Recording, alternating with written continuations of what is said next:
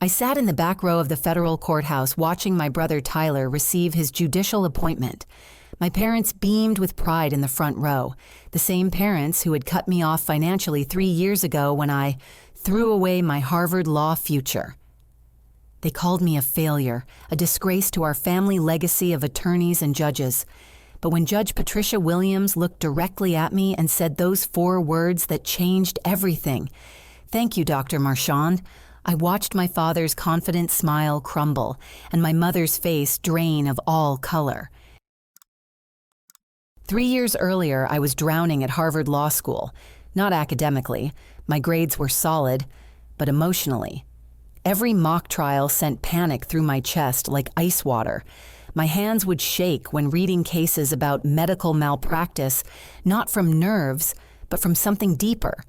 While my classmates debated legal precedents with passion, I found myself thinking about the patients whose lives hung in the balance behind those court documents. My father, Robert, had been a federal prosecutor for 22 years. My mother, Linda, ran the litigation department at Boston's most prestigious corporate law firm. Our family dinners revolved around legal strategy, famous cases, and professional networking. Success meant billable hours winning verdicts and climbing the partnership ladder. Tyler's LSAT scores came back. Mom announced over Sunday roast beef, her voice carrying that familiar tone of calculated satisfaction. 173, Harvard's calling him personally. Tyler, my younger brother by 18 months, grinned while cutting his meat. He'd always been the golden child, student body president, debate team captain, everything that sparkled in our parents' eyes. 2 lawyers in the family. Dad said, raising his wine glass. Maybe we'll have our own firm someday, Marchand and Marchand. I pushed food around my plate, my stomach churning. That morning, I had volunteered at Boston Children's Hospital for the 3rd weekend in a row, officially to fulfill community service requirements, but really because something about being there felt right. Watching the pediatric residents work with sick children stirred something in me that legal briefs never could. "What about Debbie?" Tyler asked, glancing at me with what might have been genuine curiosity or practiced politeness. "She'll make partner before you graduate," Mom replied without looking up. "Our little legal shark." The phrase made my skin crawl. I excused myself to the bathroom and stared at my reflection in their marble-framed mirror. 23 years old, second-year law student at the most prestigious law school in America, and completely miserable. The face looking back at me belonged to someone living someone else's dream. That Tuesday during constitutional law, I had what I can only describe as a breakdown.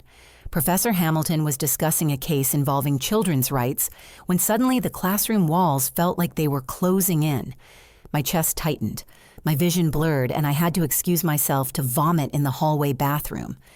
I spent that entire week at Boston Children's Hospital telling myself it was research for a paper on medical law.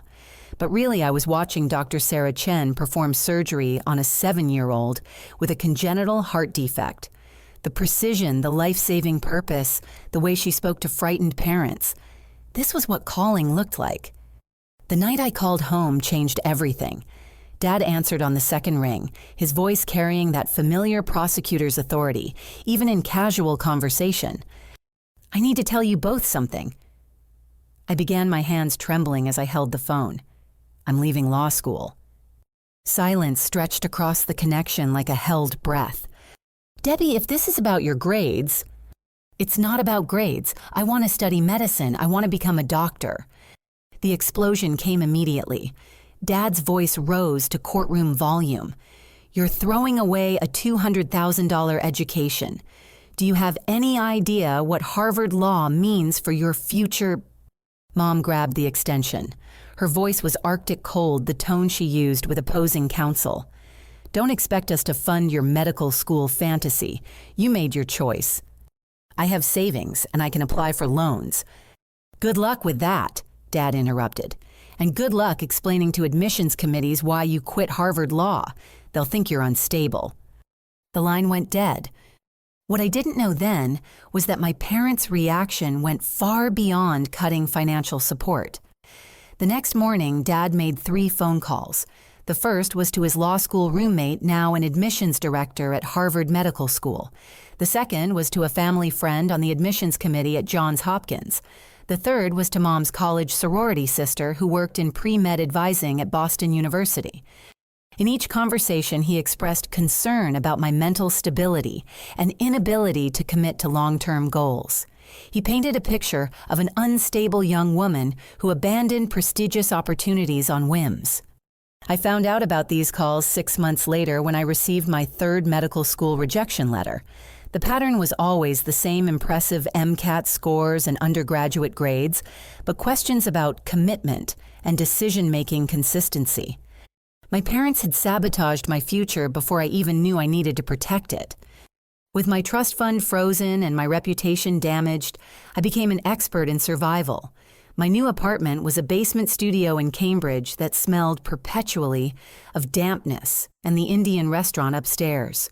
Water stains decorated the ceiling like abstract art, and the radiator clanged through the night like an angry ghost. 3 jobs kept me afloat. Monday through Thursday nights, I worked at Murphy's all-night diner serving coffee to medical students, police officers, and insomniacs. Weekends found me in the biology lab at Boston College cleaning equipment and organizing specimens for $15 an hour. Tuesday and Thursday afternoons, I tutored undergraduate students in organic chemistry at the library. Sleep became a luxury measured in 20-minute intervals between shifts. Tyler's law school graduation party arrived like a social landmine. I almost didn't go, but curiosity about whether my parents would acknowledge my existence won over self-preservation. I wore my only good dress, a black number from my Harvard law days that now hung loosely on my thinner frame. The party was held at Mom's law firm, all marble columns and crystal chandeliers. Partners and their families mingled over champagne and seafood, discussing vacation homes and children's accomplishments. I stood near the back, nursing a single glass of wine I couldn't afford to replace. "And this is Sarah." Mom's voice carried across the room as she introduced Tyler's girlfriend to a federal judge. "The daughter we always wanted. She's starting at Dad's old firm next month." Sarah Peterson was everything I wasn't. Blonde, perfectly composed, from a family of established attorneys. She wore success like expensive perfume, subtle, but unmistakable. I slipped out through the kitchen before anyone noticed my departure. The acceptance letter from State Medical School arrived on a Thursday in March, thin enough that I initially mistook it for another rejection. Partial scholarship work study required, but acceptance nonetheless. I cried in my basement apartment, holding the letter against my chest like a life preserver. Dr. Elena Rodriguez changed my life during my second week of anatomy class. She was a small woman with steel gray hair and hands that moved with surgical precision even when holding chalk. While other professors taught from textbooks, Dr. Rodriguez taught from experience. "Medicine is not memorization," she announced to our class of 80 nervous first years. "Medicine is pattern recognition, intuition, and the courage to act when someone's life depends on your decisions." She noticed my natural affinity for surgical procedures during our first cadaver lab. While my classmates struggled with basic dissections, I found myself instinctively understanding anatomical relationships, seeing how structures connected and supported each other. "You have surgeon's hands," Dr. Rodriguez told me after class, watching me clean my instruments with methodical precision. "Have you considered surgical specialties?" "I haven't thought that far ahead," I admitted. "I'm just trying to survive each semester." She studied me with dark eyes that seemed to see more than I was saying. "Come see me during office hours. There are opportunities you should know about." The free clinic where I began volunteering was located in a converted warehouse in Roxbury. The patients were uninsured families, undocumented immigrants, and working poor who fell through the cracks of the healthcare system. Dr. James Washington, who ran the clinic, was a retired emergency physician who donated his time 3 evenings a week.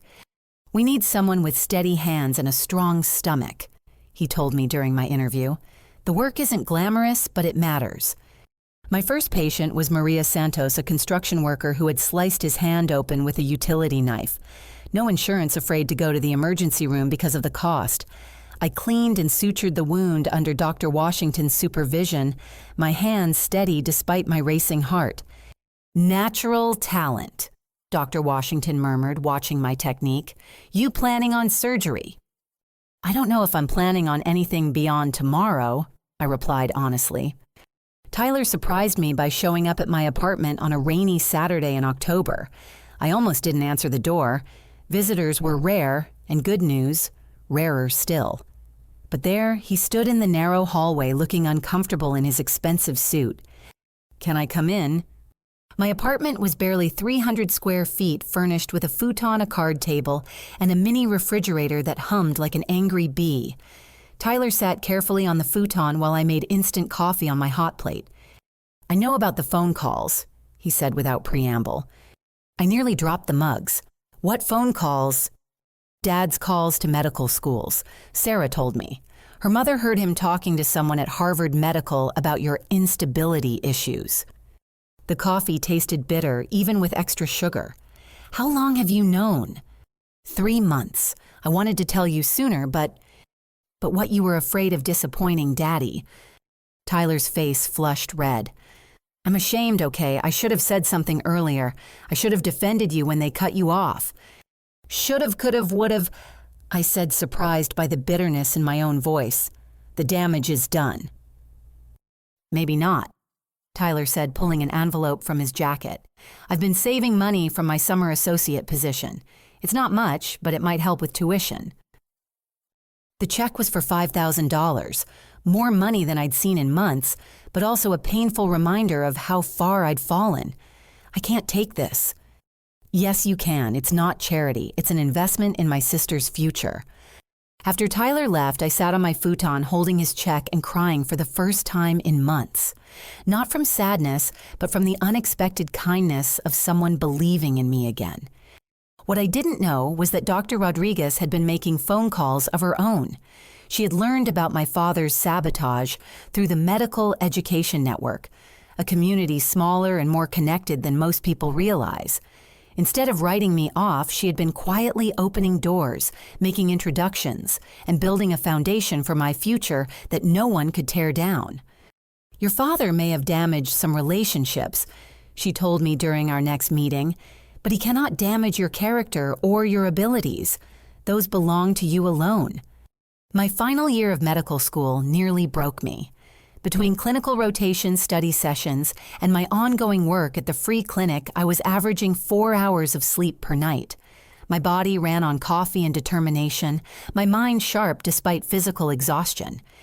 The emergency that changed everything happened on a humid Tuesday evening in July. I was wrapping up my shift at the clinic when 8-year-old Marcus Rivera arrived with his parents, both undocumented immigrants who spoke limited English. The boy was doubled over in pain, his small face pale and drawn. "Dolor aquí," his mother said, pointing to Marcus's lower right abdomen. "Tres días." Pain there, 3 days. I knelt beside Marcus, speaking the basic Spanish I'd learned from Dr. Washington. "Hola, Marcus. Me llamo Debbie. ¿Dónde duele?" The child pointed to his lower right side, and when I gently pressed the area, he cried out. Classic signs of appendicitis, pain that had probably started around his navel and migrated, accompanied by low-grade fever and nausea. "We need to get him to Massachusetts General immediately," I told Dr. Washington. "His appendix could rupture." But Marcus's parents were terrified. They had heard stories of undocumented families being reported to immigration authorities by hospital staff. They would rather risk their child's life than risk deportation. "No hospital," his father said firmly. "No immigration." I looked at this frightened family and made a decision that probably saved Marcus's life. I called Massachusetts General directly and spoke to Dr. Catherine Walsh, the chief of pediatric surgery, whom I had met during a clinical rotation. "Dr. Walsh, this is Debbie Marchand, medical student from state. I have an 8-year-old with clear signs of appendicitis, but the family is afraid of immigration issues. Can you guarantee their safety?"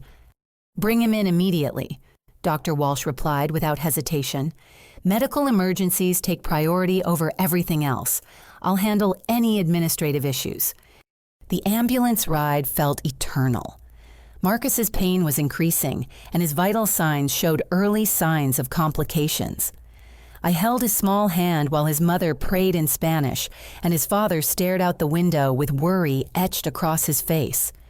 In the emergency department, I advocated fiercely for Marcus's family. When the admissions clerk asked about insurance and immigration status, I stepped between her and the family. "This child needs emergency surgery," I said loudly enough for the department supervisor to hear. "Any delay in treatment could result in peritonitis and death. Are you planning to explain to the media why a hospital turned away a dying child over paperwork? Dr. Walsh arrived within minutes, took one look at Marcus, and immediately ordered him prepped for surgery. "You did the right thing bringing him in," she told me. "Another few hours and we would have been dealing with a ruptured appendix and sepsis. Can I observe the surgery?" I asked, knowing the request was presumptuous, but unable to help myself. Dr. Walsh studied me for a moment. "Scrub in, you can assist." The surgery was laparoscopic, minimally invasive, requiring precision and delicate technique. As Dr. Walsh made the initial incisions, she explained each step, testing my knowledge with questions about anatomy and procedure. "Debbie, can you see the appendix? What do you notice about the tissue?" I peered through the laparoscope, focusing on the inflamed organ. "Significant inflammation, but no signs of rupture yet. The base looks clean for removal." "Exactly right. Want to try the first clip?" My hands were steady as I manipulated the instruments, placing surgical clips with the same precision I had developed during countless hours of practice. Dr. Walsh nodded approvingly as I completed each step under her guidance. Marcus's recovery was swift and complete. The surgery had been successful, and within 48 hours, he was sitting up in bed, coloring pictures and charming the nursing staff with his shy smile. The story somehow reached the local news. A reporter had been in the emergency department for another story and overheard discussions about the medical student who had advocated for an immigrant child's emergency care. The headline read, "Medical Student's Quick Thinking Saves Child's Life." The article included my photo and quoted Dr. Walsh. "Debbie Marchand represents everything we hope for in the next generation of physicians. Clinical competence combined with unwavering compassion for patients regardless of their circumstances." I bought 5 copies of the newspaper and kept them in my apartment like treasures. For the first time in years, I felt proud of something with my name on it. My parents saw the article. I knew because Tyler called me that evening, his voice carrying a mixture of pride and frustration. "Did you see what Dad said about the newspaper story?" "What did he say?" "He told people at his office that you work in healthcare now. Not that you're a medical student, not that you saved a child's life, just that you work in healthcare like you're a receptionist or something." The dismissal hurt, but it no longer surprised me. My parents had written me off so completely that even public recognition of my accomplishments couldn't penetrate their disappointment. "Sarah wants you at our engagement party," Tyler continued. "She thinks it's ridiculous that my own sister isn't part of our celebration." "What do you think?" "I think I miss my sister. I think I've been a coward for 3 years, and I think our parents are wrong about you." Dr. Walsh's offer came the following week. She called me into her office after rounds, her expression serious, but not unkind. "I've been watching your work both here and at the free clinic. Dr. Washington speaks very highly of your clinical judgment and technical skills." "Thank you. The experience has been invaluable. I'm offering you a surgical residency position at Boston Children's Hospital. It's competitive, demanding, and will require everything you have to give, but I believe you have the potential to become an exceptional pediatric surgeon." The words hit me like physical blows. A surgical residency at one of the most prestigious children's hospitals in the world. The opportunity I had dreamed about, but never dared to expect. "I accept," I said before she could change her mind. What I didn't know was that Judge Patricia Williams had been following my story since the newspaper article appeared. She was a family friend who had attended Tyler's law school graduation party, where she had witnessed my parents' cruel dismissal of my career change. As a federal judge who valued justice above social niceties, she had begun quietly investigating my actual accomplishments. She was building a case that would soon come to trial in the court of public opinion. Boston Children's Hospital became my second home, my sanctuary, my proving ground. The pediatric surgery residency program was notoriously demanding. 18-hour days, complex cases, and attending physicians who expected perfection with no margin for error. I thrived in ways that surprised everyone, including myself. My first major case involved Emma Chen, a 6-year-old with a rare congenital heart defect that required innovative surgical techniques. The traditional approach would have meant a large chest incision, months of recovery, and a permanent scar that would mark Emma for life. Instead, I spent weeks researching minimally invasive approaches, consulting with cardiac specialists in Germany and Japan, developing a technique that would allow the repair through tiny keyhole incisions. "This is experimental," Dr. Walsh warned during our pre-surgical conference. "If something goes wrong, if we do nothing, Emma will need multiple surgeries over her lifetime, each one carrying significant risks." I countered, presenting my research with detailed anatomical drawings and surgical simulations. "This approach gives her the best chance for a normal life." The surgery took 7 hours. Every moment required absolute precision. One wrong move could damage Emma's heart beyond repair. But my hands remained steady, my focus complete. When we successfully closed the final incision, Emma's heart was functioning normally through repairs so small they would barely leave scars. Emma's recovery made medical history. The case was published in the Journal of Pediatric Surgery with my name as lead author, the first time a resident had ever achieved that distinction at Boston Children's. But my parents remained silent about my professional accomplishments. At family gatherings they avoided, they told relatives I worked at a hospital without mentioning my role or achievements. Dr. Rodriguez had been right about my father's sabotage attempts. More importantly, she had been right about my character and abilities belonging to me alone. Every success I achieved was earned through my own efforts, making it impossible for anyone to diminish or take away. Senator Maria Gonzalez's granddaughter arrived at our emergency department on a rainy October evening, unconscious from a playground accident that had caused internal bleeding. The 7-year-old had fallen from monkey bars onto concrete, suffering blunt force trauma to her abdomen. I was the resident on call when the ambulance arrived. Emma Gonzalez was in hemorrhagic shock, her blood pressure dropping rapidly from internal bleeding that our scans couldn't immediately locate. "We need to get her to surgery now," I told the attending surgeon. "Every minute we wait increases her risk of bleeding out."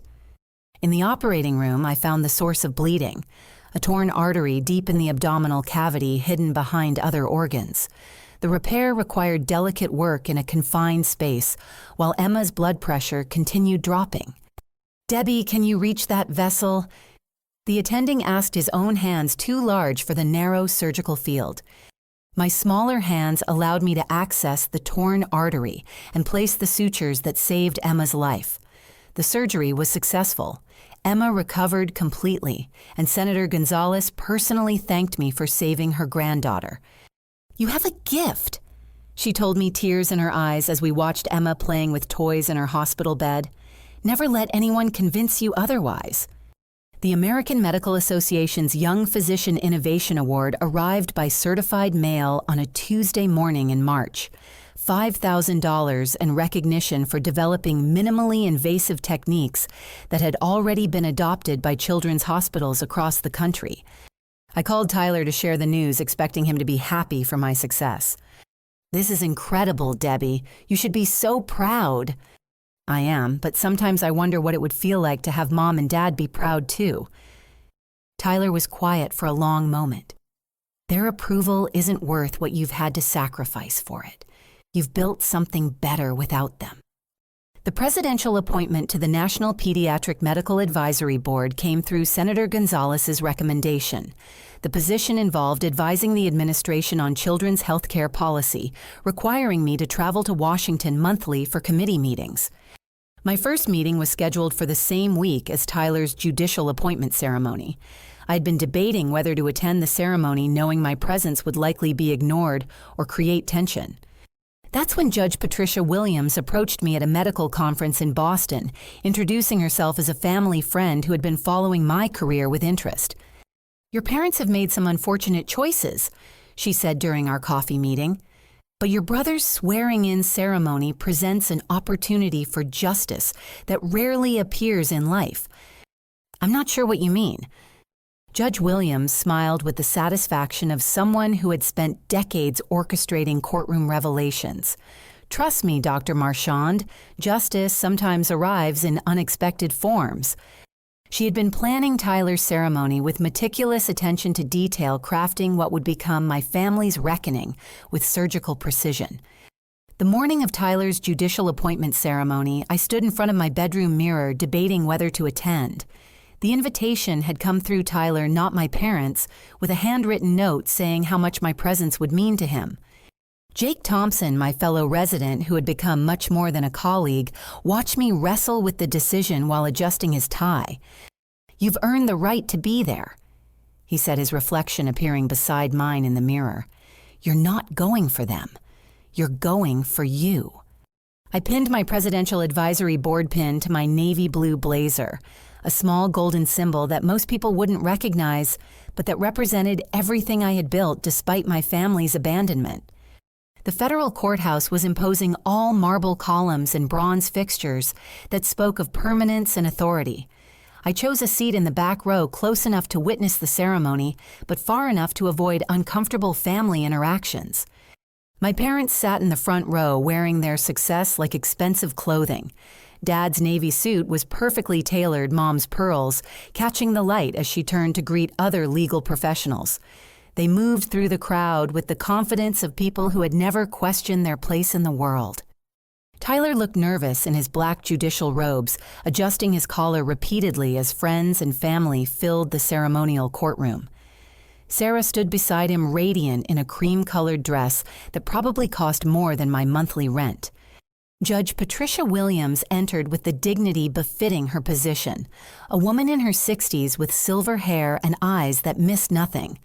She had built her career on fairness, integrity, and an absolute intolerance for injustice. "Ladies and gentlemen," she began, her voice carrying easily through the courtroom, "we gather today to witness Judge Tyler Marchand take his oath of office. But before we proceed with the ceremony, I want to speak about the foundation of judicial integrity." The audience settled into attentive silence. Dad straightened his shoulders with pride, probably expecting praise for raising such an accomplished son. "A judge must have unwavering support for justice, even when it's uncomfortable or inconvenient," Judge Williams continued. "We must stand against discrimination in all its forms, including the subtle cruelties that families sometimes inflict upon their own members." Mom's expression shifted slightly, a tiny furrow appearing between her eyebrows. "I've had the privilege of knowing the Marchand family for several years. I witnessed their celebration of Tyler's law school graduation, where I also observed something that troubled me deeply." The courtroom became completely quiet. Tyler's face had gone pale and Sarah reached for his hand. I watched parents publicly dismiss their daughter's career change from law to medicine, calling her unstable and unreliable in front of respected colleagues.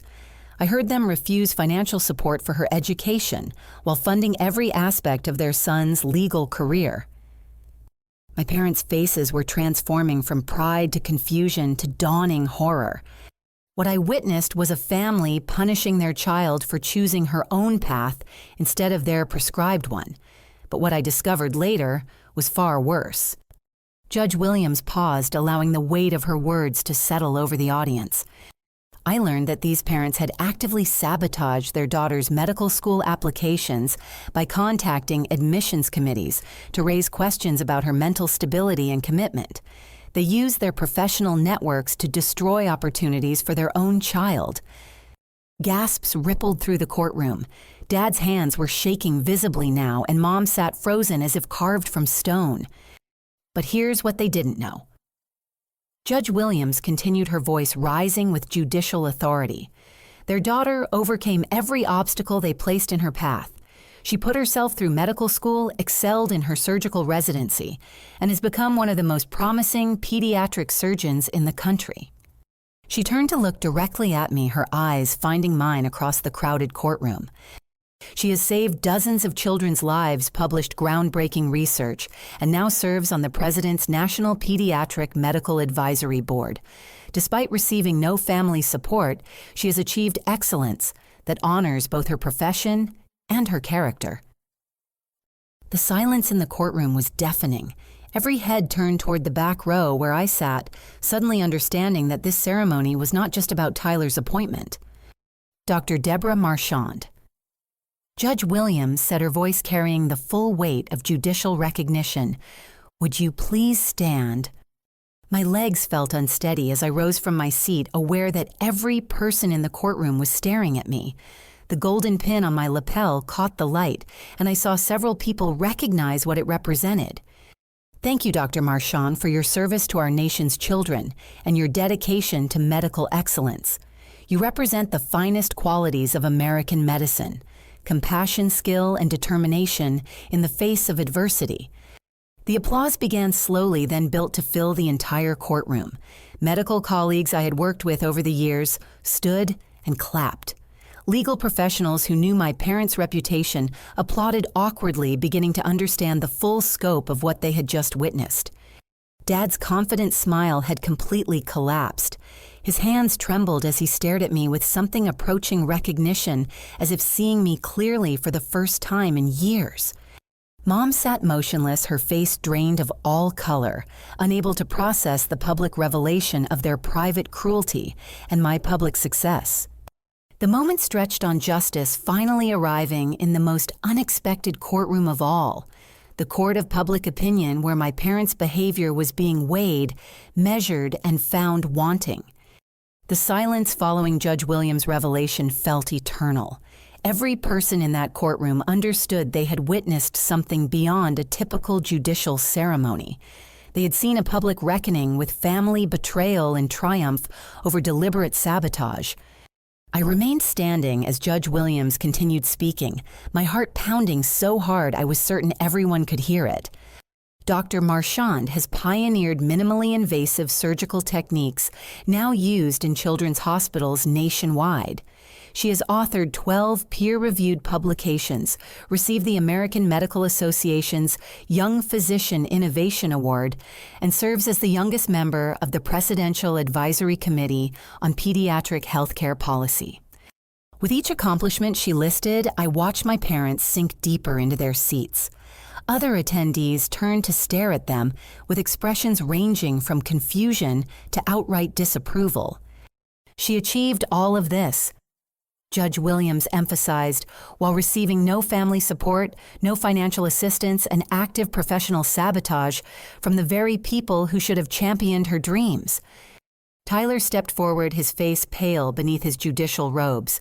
"Your Honor, may I address the court?" Judge Williams nodded, yielding the floor to my brother.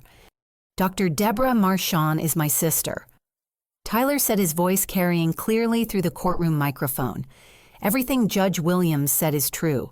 My parents did cut off her financial support when she left law school to pursue medicine.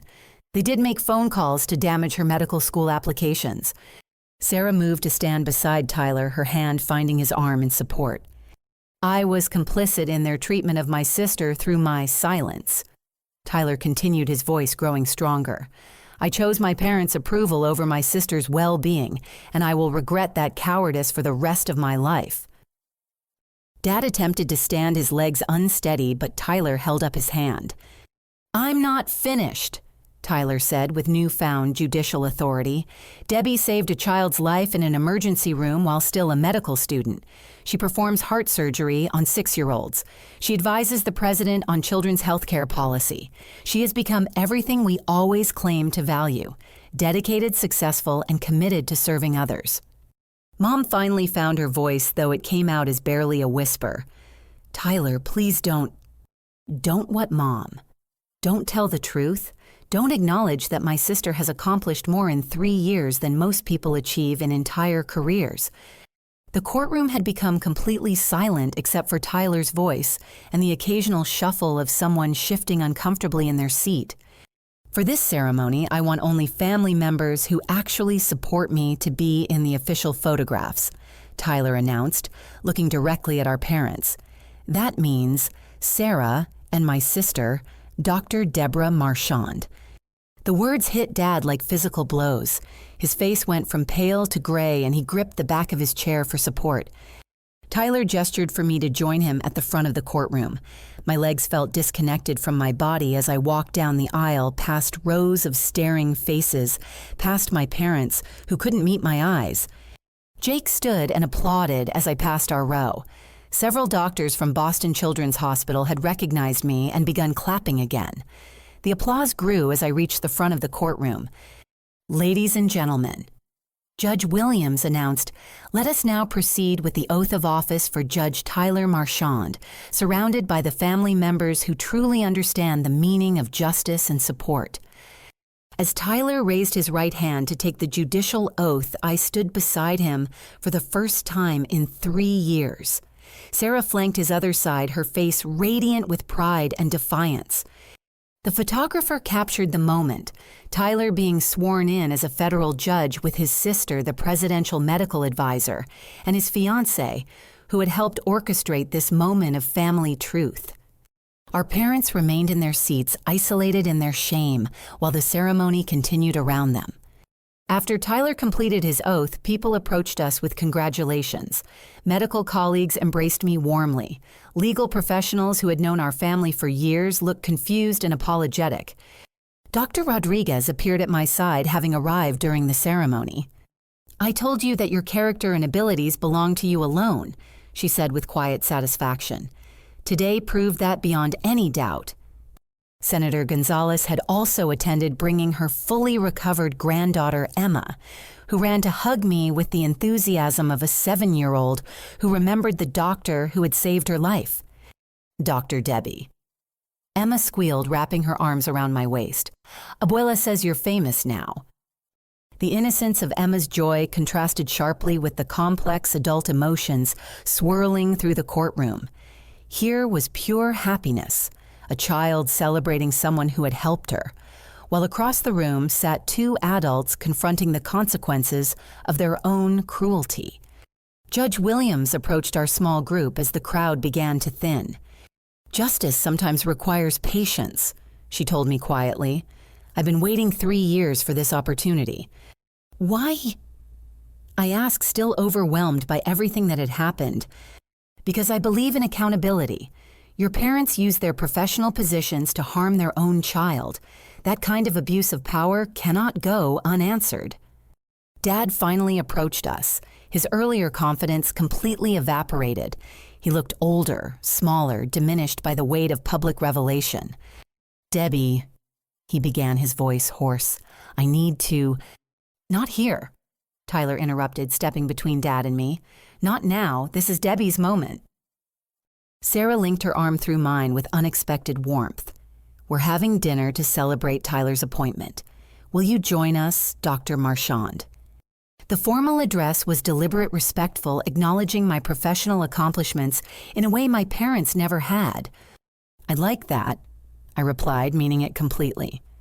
As we prepared to leave the courthouse, I turned back to see my parents sitting alone in the front row, surrounded by empty chairs and the echoes of revealed truth. For the first time in 3 years, I felt no anger toward them, only pity for people who had chosen pride over love, control over support, and had ultimately lost their daughter through their own actions. The justice Judge Williams had orchestrated was complete. The truth was public.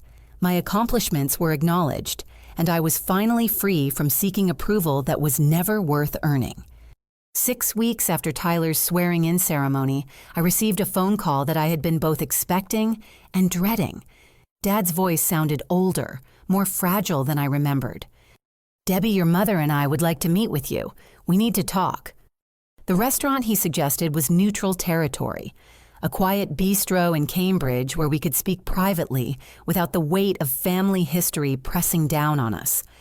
I arrived early and chose a corner table where I could watch them enter, giving myself time to prepare for whatever they planned to say. They looked diminished somehow, as if the public revelation of their behavior had physically shrunk them. Dad's shoulders curved inward, and Mom's usual perfect composure had been replaced by uncertain, almost timid movements. "Thank you for coming," Mom said as they sat across from me, her voice lacking its familiar authority. We ordered coffee and sat in uncomfortable silence while the server bustled around our table. Finally, Dad cleared his throat and began speaking. "We've been in therapy," he said, the words seeming to cost him significant effort. "Both individually and together. Dr. Martinez has helped us understand some things about ourselves that we didn't want to see." Mom's hands trembled slightly as she added cream to her coffee. "We need to tell you that everything Judge Williams said in that courtroom was true. We did make those phone calls. We did try to sabotage your medical school applications. We thought we were protecting you from making a mistake." Dad continued his legal training, evident even in this moment of admission. But we were really protecting our own image, our own expectations. I waited for them to continue offering no absolution or comfort. They needed to fully confront what they had done before any healing could begin. Reading about your accomplishments in the newspaper, hearing Judge Williams list everything you've achieved. Mom's voice broke slightly. "We realized we don't even know who you've become. We threw away our relationship with our daughter over our own stubborn pride." Dad reached into his jacket pocket and withdrew a folder of newspaper clippings, medical journal articles, and printed internet stories about my work. "I've been following your career," he admitted. "Every publication, every award, every patient you've saved. I have a file at home with everything you've accomplished." The revelation surprised me. "Why didn't you ever say anything?" "Because I was too ashamed," Dad replied simply. "Too proud to admit I was wrong, too stubborn to acknowledge that you had succeeded without our help." Mom leaned forward, her eyes filled with tears I had never seen before. "We want to try to repair our relationship with you if you'll let us. We know we don't deserve forgiveness, but we're hoping you might give us a chance to prove we can change." I studied their faces, looking for signs of manipulation or performance. But all I saw was genuine remorse and the exhaustion that comes from finally telling the truth after years of maintaining a lie. "Therapy is a good start," I said carefully, "but I need more than apologies. I need to see consistent change over time." "Whatever it takes," Dad said immediately. "I want you to publicly acknowledge what you did. Write letters to the medical schools you contacted and admit you made false statements about my character. Clear my name completely." Both parents nodded without hesitation. "I want you to make donations to the free clinic where I volunteer and to Boston Children's Hospital's scholarship fund for students from underprivileged backgrounds." "Of course," Mom agreed. "How much?" "Enough that it hurts. Enough that you remember the cost of trying to destroy someone's dreams." They agreed to these conditions and more. Family counseling sessions, gradual rebuilding of trust and acknowledgement that our relationship would be different going forward. The first family dinner in 3 years took place 2 months later at Tyler and Sarah's new home. It was awkward, careful, full of tentative conversations and careful politeness. But it was a beginning. Dad asked genuine questions about my surgical techniques, listening intently as I explained minimally invasive procedures. Mom inquired about my work on the Presidential Advisory Committee, taking notes as if studying for an exam. "I read your article in the New England Journal of Medicine," Dad said during dessert. "I didn't understand all the technical aspects, but I understood that children are alive today because of techniques you developed." 17 children so far. I replied, the number etched in my memory. 17 kids who will grow up without major surgical scars because we found better ways to fix their hearts. The pride in Dad's eyes was different now. Not the possessive ownership of my earlier accomplishments, but genuine admiration for work he was learning to respect. Tyler had become the brother I remembered from childhood, protective and supportive. He and Sarah were planning a wedding where I would stand as maid of honor, finally included in his important moments. Jake and I moved in together 6 months after the ceremony, our relationship deepened by his support during my family's reconciliation. He understood the medical world, the demands of surgery, the weight of responsibility that came with holding children's lives in our hands. "Do you think you'll ever fully trust them again?" he asked one evening as we prepared dinner in our shared kitchen. "I don't know," I answered honestly, "but I think I can learn to love them again, which is different from trusting them." The hardest part was accepting that the relationship would never be what it might have been if they had supported my dreams from the beginning. We had all lost those years of potential closeness, and no amount of therapy could recover that time. But what we were building now was stronger in some ways. Based on truth instead of expectations, earned respect instead of assumed loyalty, chosen connection instead of obligated family ties. My parents kept their promises. The letters to medical schools were sent acknowledging their false statements and requesting that any negative comments be removed from my records. The donations to the free clinic and Children's Hospital Scholarship Fund totaled $50,000. Enough to fund 2 full scholarships for deserving students. Dr. Rodriguez was promoted to department chair, and she offered me a faculty position developing pediatric surgical training programs. The opportunity to teach the next generation of surgeons felt like the natural evolution of everything I had learned. "You've proven that excellence can emerge from adversity," she told me during our meeting about the faculty position. "Now you can teach others that their circumstances don't have to define their possibilities." The wedding invitation arrived on elegant cream cardstock. "Dr. and Mrs. Marchand request the honor of your presence at the marriage of their daughter, Sarah Peterson, to their son, Judge Tyler Marchand." For the first time in years, my parents were publicly claiming me as their daughter. Jake proposed 3 months later during a quiet dinner at the same restaurant where my parents had offered their apologies. His proposal was simple, honest, and perfect, much like the relationship we had built together through residency training and family reconciliation. "I want to build a life with someone who saves children's hearts," he said as he knelt beside our table. "And I want our children to grow up knowing they can choose any path that makes them happy." The engagement ring was modest. We were both still residents with limited incomes, but it represented something precious, a partnership built on mutual respect and shared values. Standing in my childhood bedroom a week before the wedding, surrounded by boxes of belongings, I was moving to the home Jake and I had bought together. I reflected on the journey that had brought me here. The scared 23-year-old who had left Harvard Law School couldn't have imagined this life, a thriving surgical career research that was saving children's lives worldwide, a loving relationship with a man who understood my calling, and a slowly healing family that was learning to support each other's authentic dreams. The little girl who had once desperately wanted her parents' approval had grown into a woman who understood that the most important approval comes from within. The validation I had sought from my family was nothing compared to the satisfaction of knowing I was exactly where I belonged, doing exactly what I was meant to do. Tyler's judicial career was flourishing, and he had become an advocate for justice and healthcare access. Sarah had started a nonprofit organization supporting medical education for underprivileged students. My parents were learning to channel their need for control into productive causes instead of destructive interference. But the real victory was quieter, more personal, the knowledge that I had built a life of meaning and purpose despite every obstacle placed in my path. The children whose hearts I repaired would grow up healthy because I had refused to let anyone else define my potential.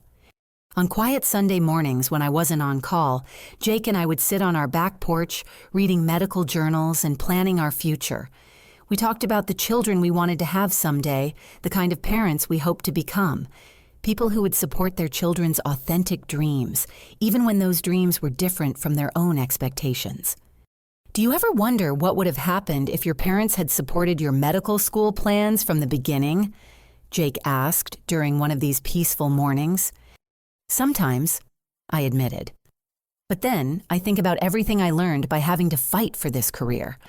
I developed strength I never would have found if the path had been easy.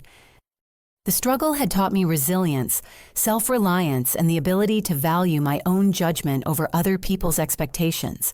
Those qualities made me a better surgeon, a better partner, and ultimately, a better person. Most importantly, I had learned the difference between approval and love, between conditional support and unconditional acceptance. The family I was building with Jake would be based on love that didn't require performance support, that didn't demand conformity and encouragement, that celebrated authenticity over achievement.